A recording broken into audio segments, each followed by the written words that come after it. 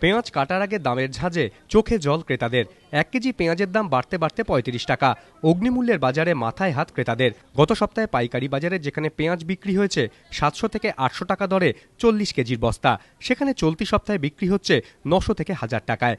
আর তার প্রভাব পড়েছে খুচরো বাজারেও। শনিবার মানিকতলা বাজারে 30 থেকে 35 টাকা কেজি দরে বিকোচ্ছে পেঁয়াজ। ভালো বাছাই পেঁয়াজের দাম 35 টাকা। নাসিকের পেঁয়াজের যোগান কম থাকাতে দাম বাড়ছে, দাবি ব্যবসায়ীদের।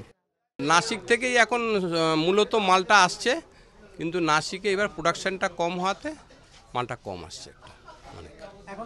ওখানেও দাম এখন আপনার 900 থেকে 1000 টাকা দাম আছে মন 40 কেজির। এক সপ্তাহ আগে 800 টাকার মতো ছিল আপনার।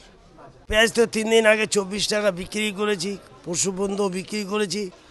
পরশু দিনকে রাত্রে হঠাৎ আমরা খবর পাই, পোস্তার বাজারে খবর পাই, জান বাজার সামবাজার খবর পাই কি পেঁয়াজের বাজার খুব স্কোয়ার হাই করে গেছে, তা 900 থেকে 1100 টাকা। এদিকে অগ্নিমূল্যের বাজারে বেগ পেতে হচ্ছে ক্রেতাদের। মাছ মাংস কিংবা স্বাদু কোনো পদ রাতে পেঁয়াজ না হলে তো চলবে না। বাড়ছে তো, কিন্তু খেতে তো হচ্ছেই না।